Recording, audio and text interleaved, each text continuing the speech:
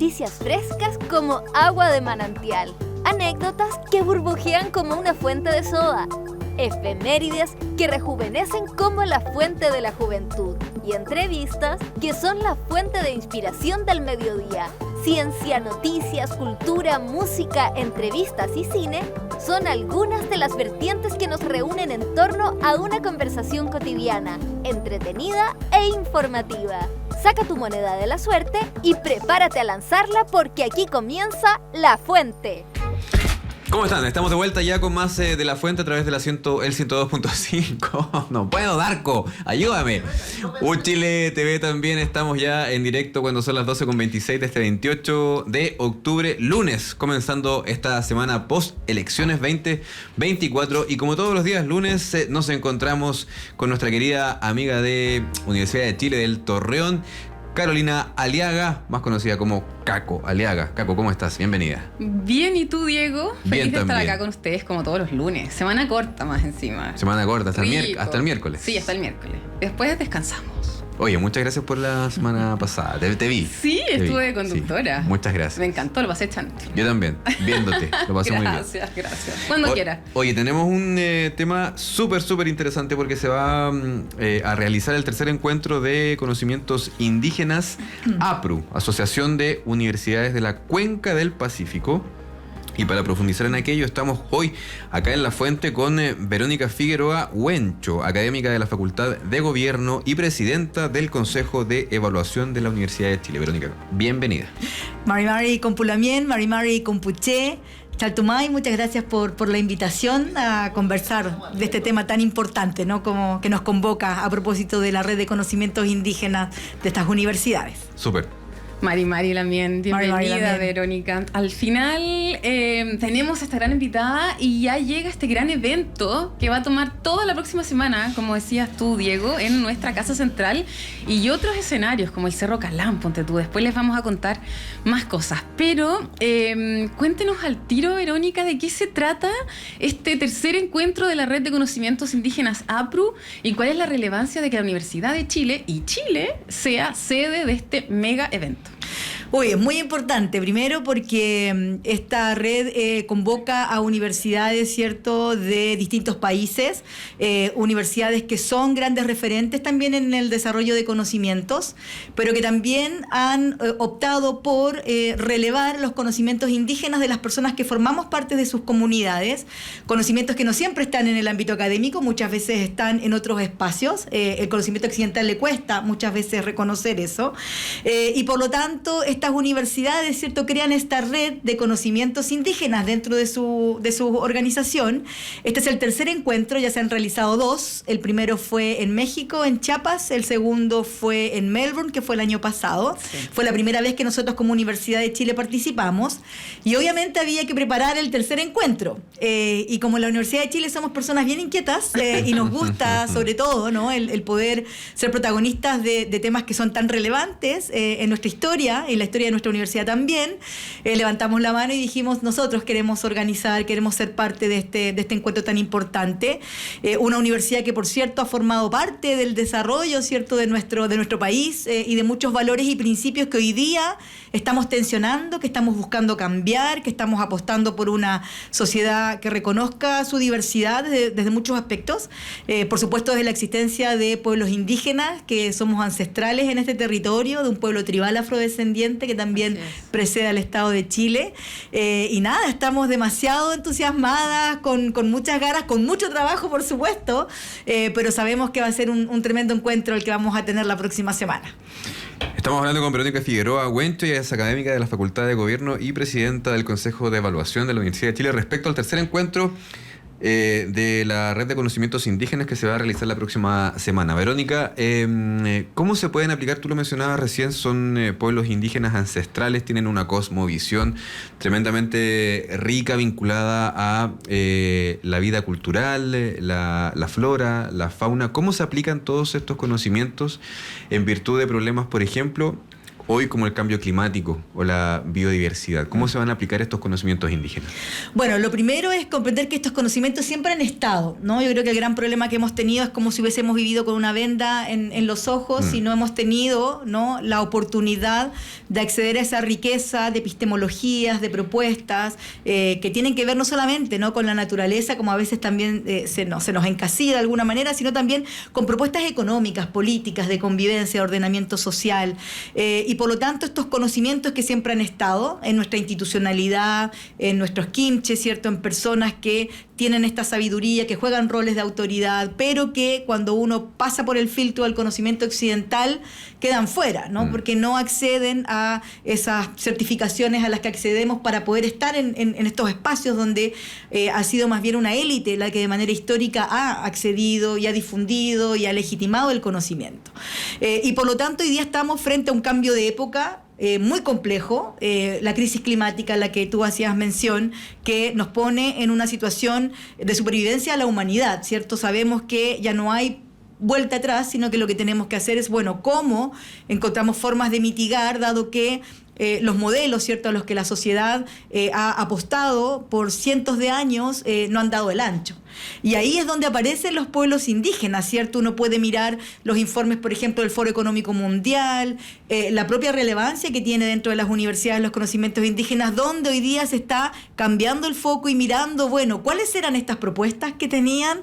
¿Qué era de lo que esto que hablaban, ¿cierto?, que parecía que tenía que ver con el relacionamiento con la tierra, ¿no?, con el cuidado del medio ambiente. Parece que era importante lo que decían. Parece que era relevante, ¿no? Parece que podría ser que hay respuestas. Es bien paradojal, pero así está ocurriendo. Y entonces aparece aquí en una agenda muy potente la posibilidad de decir, por supuesto, ¿no?, el modelo económico al que hemos optado, donde el ser humano, ¿cierto?, ha estado en una cúspide, en una jerarquía infinita, ¿cierto?, de necesidades que no se pueden satisfacer, donde los territorios, ¿cierto?, han sido puestos al servicio de esas necesidades, donde hoy día asistimos a una fractura que es ecológica, una fractura que también es social, porque obviamente hemos privilegiado al individuo por sobre, ¿no?, las lógicas colectivas de relacionamiento, y estoy hablando de cómo eso impacta en nuestra salud, en nuestras políticas educativas, y por lo tanto esto que los pueblos indígenas hoy día estamos intentando posicionar, y que este encuentro va a ser clave para poder problematizarlo, es que sí, las universidades, los espacios que han estado muy cerrados a ese conocimiento, hoy día tienen la posibilidad de ver cómo contribuimos. Y ojo, no es que las universidades no hayan dialogado con los pueblos indígenas. Lo que pasa es que siempre lo han hecho desde una perspectiva muy asimétrica de poder, ¿no? De ir, extraer ese conocimiento, pero no valorarlo. Y es lo que tú decías, porque parece que hoy día cambió el mango del sartén, aparentemente, porque sí. Este filtro de administración que tú decías, donde se toman las decisiones políticas, no estaba considerando también este espacio y se dejaba solamente vinculado a la naturaleza, a los recursos hídricos, a todo lo que hoy día es tremendamente relevante. Yo diría que sí, y con una salvedad muy compleja, ¿no?, para quienes trabajamos en los temas de Estado, gobierno, gobernanza, ¿cierto? Cuando hoy decimos, bueno, hay modelos diferentes de relacionamiento entre la sociedad, que no es una sociedad homogénea, hay pueblos indígenas que tenemos derechos en cuanto a pueblos, los estados, por supuesto, y las empresas. El gran problema es que hoy día estamos en condiciones muy desventajosas con respecto a estos otros actores. Recordemos que Chile, nosotros no tenemos reconocimiento constitucional, no tenemos derechos, ¿cierto?, con el estándar que establece el marco internacional, tratados y acuerdos que el Estado de Chile ha ratificado, y por lo tanto uno podría pensar, claro, hoy día se requieren estos conocimientos, que los pongamos al servicio de la humanidad, pero necesitamos como contrapartida que el Estado reconozca efectivamente nuestro rol en esta sociedad, que es un rol también político y de derechos. Solo así podemos, ¿cierto?, conversar en igualdad de condiciones. Sí, claro. Profesora, ¿y cuáles son los principales desafíos para involucrar estos conocimientos indígenas en la academia? Para empezar, porque necesitamos en toda la sociedad, pero para empezar en la academia, ¿cuáles son los desafíos más grandes de aquello? Uy, hay varios. Yo creo que lo primero es entender que por decreto no se van a cambiar las culturas, ¿no? Y no se van a cambiar estas miradas que llevamos no solamente más de 200 años, ¿no?, con este Estado que nos ha invisibilizado de los espacios educativos, no solamente nos ha invisibilizado, sino que también nos ha folclorizado,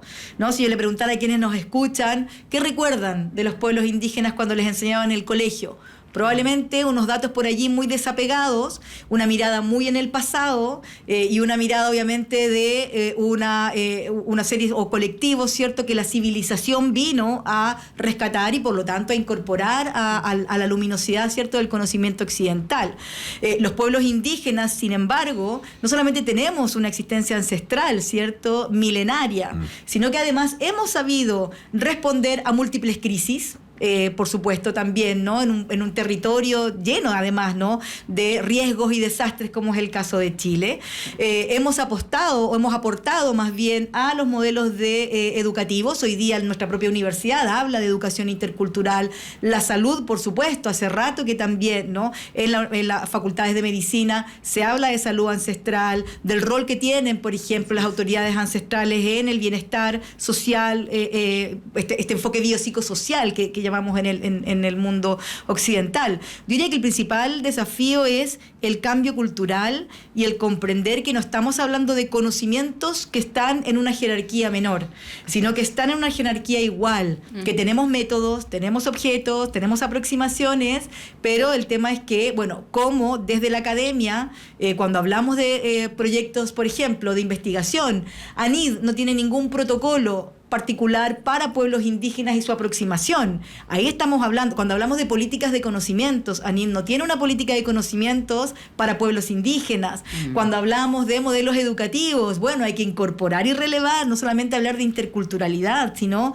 del rol que los conocimientos indígenas tienen en formar aulas, ¿no?, mucho más amigables, donde los conocimientos puedan aflorar, las identidades, en fin. Así que yo creo que hay un camino muy largo que recorrer, pero estamos dispuestos y dispuestas a contribuir a eso, nosotras, quienes formamos parte de los pueblos indígenas de esta universidad, por ejemplo. ¿Y cuáles son las perspectivas también de cómo nos cuentan la historia? Yo creo que eso es súper importante porque se va cargando en el fondo y se va orientando el caudal informativo. Absolutamente, los sesgos están muy importantes en todos los libros, pero por suerte también hoy día tenemos historiadoras e historiadores indígenas que están contando la otra parte que no había sido contada. Sí. ¿No? Estamos conversando con la profesora Verónica Figueroa Huencho, profesora titular del Departamento de Administración y Gestión Pública de la Facultad de Gobierno y es organizadora de este megavento. Verónica, yo sé que siempre las comparaciones son medias tediosas porque buscamos en Finlandia, en Noruega, ya.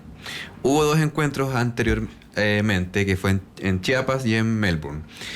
2 lugares tremendamente importantes que pareciera que lo que podemos ver y lo que conocemos es que las culturas ancestrales con el conocimiento actual dialogan mucho mejor que en nuestro país. ¿Cómo ves tú también esa balanza, esa comparación y cuánto nos falta también como para llegar a ese diálogo tan sólido?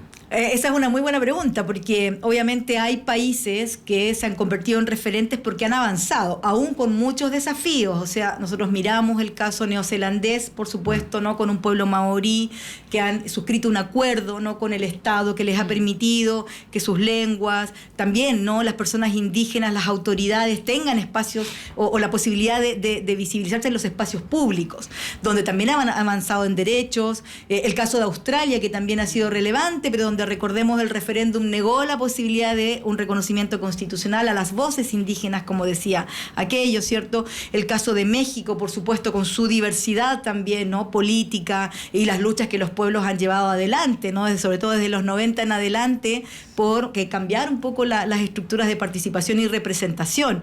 Yo diría que estos encuentros son claves, primero, para darnos cuenta que es posible un mundo diferente. También para darse cuenta que ese mundo diferente ha sido posible porque son las personas indígenas las que lo han empujado, sí, y han luchado por esos espacios, ¿no? Y estamos permanentemente, ¿no?, aunque nos digan de nuevo con esto, sí, de nuevo, y las veces que haga falta lo vamos a estar planteando. Lo siguiente yo diría que tiene que ver con que estas universidades han abierto espacios a esta discusión desde su institucionalidad, y en eso también tenemos mucho que aprender. Pensemos que la Universidad de Chile fue la primera universidad en este país en tener una política de pueblos indígenas, pero pasaron 180 años para ello, ¿no? Sí. Y otras universidades que ven a la Chile como un espejo también se sienten, ¿no?, llamadas a tengamos nosotros también políticas, y hoy día tenemos la Universidad de la Frontera que está trabajando una política, ¿cierto? La Universidad de los Lagos que ya tiene una política, en fin, otras universidades que se buscan sumar a esto. Pero claro, como digo, es fundamental, yo creo también que entender que esto no es solo una lucha de las personas indígenas, necesitamos aliadas y aliados también no indígenas, que entienden la importancia de la interculturalidad, como ustedes que hoy día abren este espacio de discusión, como muchas personas que nos están escuchando, que nos están viendo, que saben que en una convivencia intercultural está la posibilidad de que las futuras generaciones vivan de mejor manera, tengan un buen vivir, que no es solo un buen pasar económico como lo vemos tan limitado, sino la posibilidad de desarrollarse plenamente en sus territorios, en sus contextos, con sus identidades. Claro. Así que sí, hay muchos desafíos. Estos encuentros son muy buenos para eso también. El buen vivir, como dice el pueblo mapuche, ¿no? Así es. Muy importante. Profesora, y además este encuentro tiene una arista que aborda la interseccionalidad y el género. ¿Por qué también es clave considerar estas perspectivas en estas temáticas? Ese es un temazo, porque de hecho cuando propusimos hacer este encuentro, dijimos, bueno, hay un tema que ha estado muy fuera, digamos, del debate, que tiene que ver con las mujeres, las luchas de las mujeres, luchas que las mujeres además han llevado y que han sido claves, de hecho, en el fortalecimiento de la democracia, de mujeres que luchan desde sus territorios, pero donde muchas veces se tiende a poner a estas mujeres indígenas bajo otras etiquetas, ¿no? Mujeres campesinas, mujeres rurales, mujeres trabajadoras, pero son mujeres que además han vivido situaciones de discriminación y de opresión que son estructurales. Si nosotros nos damos cuenta de esos cruces, esta intersección que se da como en una calle, ¿cierto? Cuando yo cruzo el género con otras categorías, cómo es la raza y cómo es la clase, que nosotros podemos evidenciar cómo esos cruces determinan que las personas tengamos situaciones de privilegio o situaciones de opresión. Y en el caso de las mujeres indígenas son situaciones de opresión. Pero hoy tenemos mujeres que vienen, de hecho, que van a participar de este panel, que están, ¿cierto?, llevando adelante luchas por los derechos del mar, por limitar, ¿cierto?, la extracción del litio, por relevar las lenguas indígenas, por relevar el medio ambiente. Entonces, queremos decir, estas mujeres están aquí, están muy vigentes, tienen propuestas muy innovadoras para el futuro. Bueno, qué mejor que la Universidad de Chile les abra el espacio para que sus voces resuenen con fuerza en la Casa Central. Muy necesario. Estamos hablando con Verónica Figueroa Huencho, ella es académica de la Facultad de Gobierno y presidenta del Consejo de Evaluación de la Universidad de Chile. Verónica, a mí me surge una duda que me surge con, variados entrevistados que tiene que ver con las infancias, porque tú mencionaste que en el fondo igual hay un sistema que está fracturado. Entonces, mi pregunta va vinculada a cómo generamos también un terreno fértil para niños, que para mí, esto es muy personal, siento que es donde se debe hincar el diente, como en buen chileno, para que pueda haber un cambio también, como de concepción respecto a este diálogo intercultural. Sí. Las infancias son claves, porque allí está, cuando uno dice, bueno, el futuro, las generaciones del futuro, ahí van a estar los liderazgos, ahí van a estar quienes van a estar tomando decisiones que pueden ir en una línea o en otra, pero eso no surge de manera automática cuando uno entra a la universidad o cuando uno tiene su título profesional, ¿no? Hay que hacer un recorrido antes, que viene primero desde las casas, ¿no? Cuando nosotros podemos entrar de alguna manera al ámbito de las familias, de lo que se conversa, de lo que se discute, de los estereotipos, de los prejuicios, cuando rompemos de alguna manera con esta lógica de mirarnos como una sociedad blanca y no como una sociedad mestiza, morena, con todo lo que involucra, con la historia de los pueblos indígenas, cuando necesitamos, por supuesto, con urgencia cambiar los currículums educativos, siguen anclados en lógicas de los 80s y 90s. Uno mira los ejemplos con los que se habla de los pueblos indígenas y uno dice, bueno, por ejemplo, el Consejo Nacional de Educación, que es el organismo que debe velar por los currículums, es muy necesario que asuman su responsabilidad y que haya personas indígenas poniendo sus voces ahí, porque si no, siempre lo hacen desde lo que a mí me parece, lo que a mí me contaron. Parece que los indígenas se extinguieron. O sea, recordemos que el pueblo Selknam ha dado una lucha tremenda porque el año pasado recién el Estado de Chile reconozca que existen. Como pueblo. Sí. Con la violencia que eso es. Entonces, imagínense ustedes la violencia cotidiana de niños, niñas que están en la sala de clases viendo cómo se les estigmatiza, cómo hoy día se habla de terrorismo para referirse a los pueblos indígenas, ¿cierto? Así es. Cómo se dice que nuestras lenguas están extintas o que no contribuimos más allá, que no tenemos derechos, en fin. Todos esos mensajes hay que erradicarlos de las salas de clase y por supuesto hay que promover debates, reflexiones y tener más profesoras y profesores indígenas, por supuesto, también. Súper. Por supuesto, profesora. Estamos viendo en pantalla el código QR para todos quienes quieren ser parte de esta semana de actividades. Escaneenlo, se inscriben, está detallado las mesas. Si quieren marcar todo, marquen todo y van a todos los paneles. Porque es muy necesario tener estas conversaciones, profesora. Así es. Absolutamente. Verónica Figueroa Huencho, académica de la Facultad de Gobierno y presidenta del Consejo de Evaluación de la Universidad de Chile. Muchas gracias por haber estado con nosotros porque son temas tremendamente relevantes para nosotros. Muchas gracias a ustedes por la generosidad. Insisto, escaneen el código, no se lo pierdan. Vamos a aprender muchísimo en estos espacios, así que ahí les esperamos para que participen de estos paneles. Y solamente para cerrar, decir que yo diría la gran novedad de estos paneles es que vamos a tener personas indígenas de la universidad, personas de APRU y lideresas y líderes indígenas conversando. Todos conversando juntos. en esta mesa, todos juntos. Como un trabún. Como un gran trabún, que es lo que queremos y sobre todo que de ese trabún resultan, ¿cierto?, grandes acuerdos. Así que nada, Chaltumay, muchas gracias de verdad por el espacio. Muchas gracias a ti, profe. Verónica. Que te vaya muy bien. Nos Muchas vemos. gracias.